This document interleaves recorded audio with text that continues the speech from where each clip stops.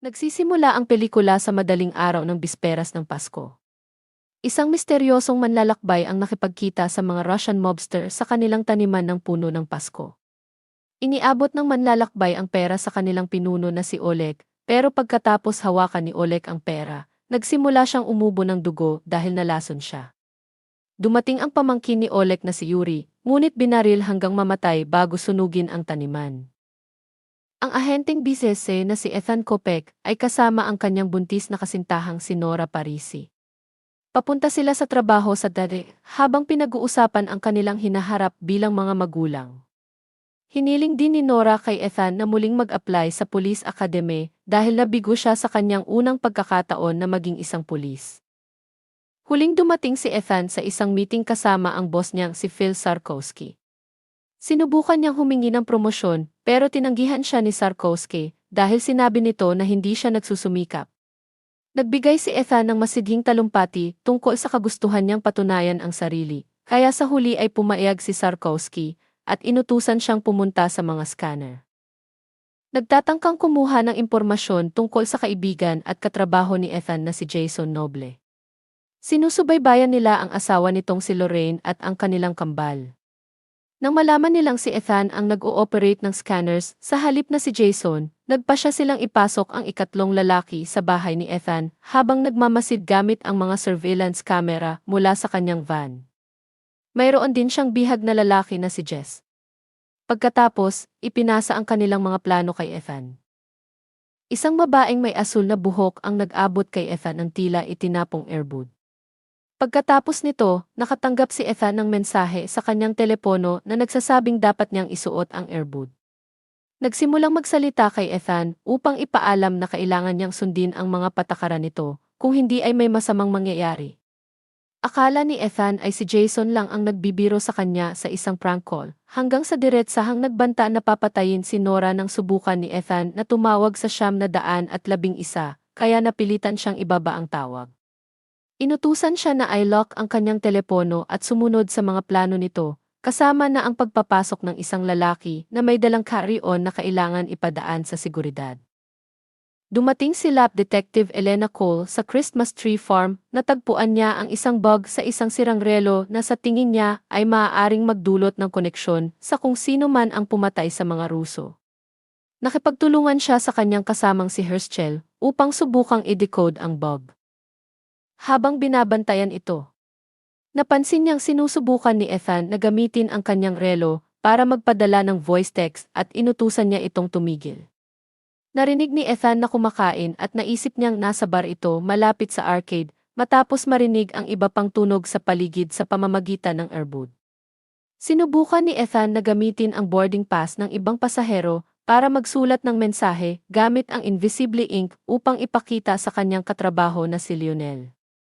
Pagkatapos mabasa ni Lionel ang mensahe, nagsimulang lumapit at tinusok ang kamay ni Lionel ng isang bagay na nagdulot sa kanya ng biglaang atake sa puso at bumagsak sa sahig na patay. Si Ethan ay labis na nababalisa sa pagkamatay ni Lionel bago siya lapitan ng personal. Sinisisi siya dahil sa hindi pagsunod sa mga patakaran kaya namatay si Lionel. Ipinaalam din niya kay Ethan na si Jason ang orihinal na target para sa trabaho, at kung kinakailangan, ipapapatay sana ang asawa at mga anak ni Jason.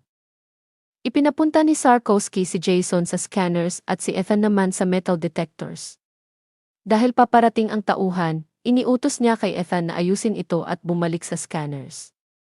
Naglagay si Ethan ng kape na may halong alak sa tabi ni Jason, at sinabi kay Sarkowski ang tungkol dito, kaya pinauwi si Jason at nawala ang tiwala kay Ethan.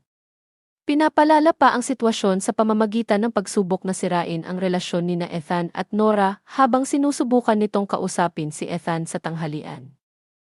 Dumating ang gabay na si Mateo Flores dala ang pakete. Samantala, naghahanap si Elena ng mga salitang narinig niya mula sa mensahe ng insekto at natutunan niya ang tungkol sa isang nakamamatay na nerve agent na tinatawag na Novichok. Nakita ni Ethan ang bitbit ni Mateo at napansin ang Novichok, pero pinabayaan niya itong makadaan. Tumakbo siya papunta sa banyo para magsuka, kung saan pumunta rin para kumpirmahin na balak niyang gamitin ang Novichok sa isang flight na may 250 katao, ayon sa utos ng mga taong nag-utos sa kanya. Nangako siyang pakakawalan sina Ethan at Nora kapag nakaalis na ang eroplano. Ipinapaalam ni Herschel kay Elena ang tungkol sa 911 na tawag ni Ethan, kasabay ng pagdating ni Agent John Alcott mula sa Department of Homeland Security matapos siyang tumawag sa Matapos suriin ang kanyang impormasyon, sinamahan siya ni Alcott papuntang Dedet upang imbestigahan ang posibleng banta. Pagkatapos, inatake si Ethan sa banyo, ngunit nagawa ni Ethan na disarmahan siya at agawin ang kanyang plastik na baril. Inutusan ni Ethan na ipahinto ang ngunit sa halip ay ginamit ang kanyang telepono upang buhayin ang bomba na may 10 minutong natitira bago sumabog at sirain ang buong paliparan. Nagpunta si Ethan sa opisina kung saan hinahanap ni Sarkowski si Mateo. Inutusan si Ethan na barilin at patayin si Sarkowski, pero hindi niya magawang gawin ito, kaya si Mateo ang pumatay kay Sarkowski gamit ang isang ballpen na sinaksak sa lalamunan. Hinabol ni Ethan si Mateo hanggang sasabihin nito na pinilit lang siya na gawin iyon dahil bihag si Jess, na kanyang asawa. Sa natitirang ilang minuto, tinuruan ng si Ethan kung paano i-deactivate ang bomba, na nagawa niya sa huling 2 segundo. Habang papunta sa airport, sinabi ni Alcott kay Elena na ayon sa mga tauhan niya, wala namang pasaherong na flag. Biglang tumawag si Herschel at sinabi na may 4 na pasaherong na flag at ang totoong John Alcott ay papunta na sa Dedet. Ang lalaking kasama niya ay si Ryan Mercer, isang dating mersenaryo at ang taong nag-ipon ng impormasyon tungkol kay Ethan. Itinutok ni Elena ang kanyang baril kay Mercer, pero binilisan nito ang takbo ng sasakyan, kaya nawalan sila ng kontrol at bumangga sa labas ng kalsada. Sinubukan siyang sakalin ni Mercer, pero binaril siya ni Elena sa ulo bago sumakay sa ibang sasakyan para magmadaling makarating sa Dedet. Sinimulan ni Ethan at Mateo na ilipat ang katawan ni Sarkowski sa lugar ng pag-aayos ng bagahe, pero inutusan si Mateo na patayin si Ethan. Agad na nakuha ni Ethan ang banta at nauwi sila sa isang labanan habang ang bomba ay napunta sa ibang mga bagahe na dumadaan sa mga conveyor belt. Nakuha ni Mateo ang baril at sinubukang barilin si Ethan, pero nag-overheat ang baril at sumabog na tumama kay Mateo sa lalamunan. Bago mamatay, humingi siya ng tawad kay Ethan. Kinuha ni Ethan ang cellphone ni Mateo at ginamit ito para i-text ang isa pa nilang katrabaho na si Eddie, upang balaan siya tungkol sa banta at masigurong mailigtas si Nora. Dumating si Elena sa Dedet at sinusubukang kontrolin ang sitwasyon.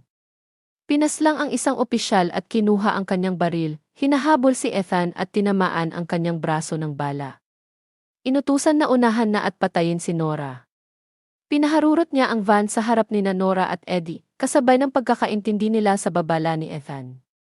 Sinaksak si Eddie sa tagiliran habang tumatakbo si Nora para makaligtas. Nahuli ni Elena si Ethan at sinubukang dakpin siya, pero sinuntok siya ni Ethan at tumakbo para maabutan si Nora.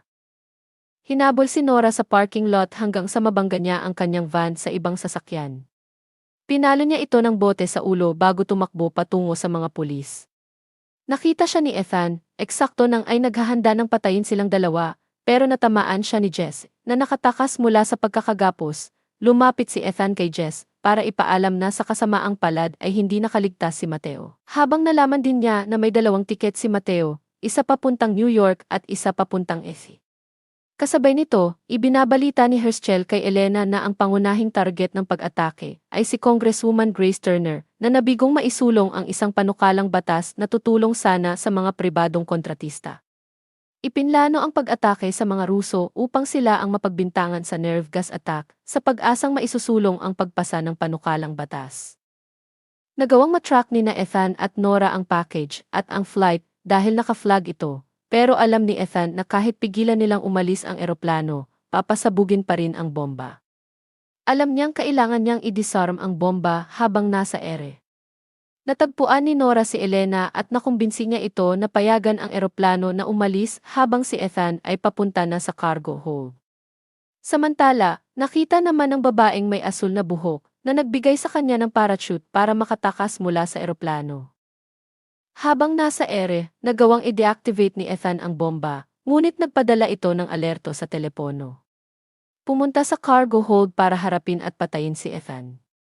Ibinunyag ni Ethan na inalis niya ang kanister na naglalaman ng gas at itinulak sa isang vacuum-sealed na refrigerator kasama ang nerve agent na naging sanhi ng kanyang matinding pagkamatay.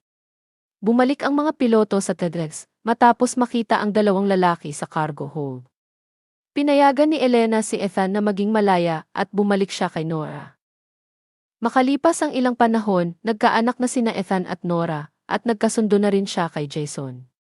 Ang dalawang mag-asawa kasama ang kanilang mga anak ay pupunta sa Tahiti gaya ng laging gustong mangyari ni Nora. Ipinagtanggol din ni Ethan ang isa pang PS agent matapos bastusin ng isang pasahero. Bago dumaan sa scanner, itinapon niya ang kanyang lap badge. Naging opisyal si Ethan sa lap.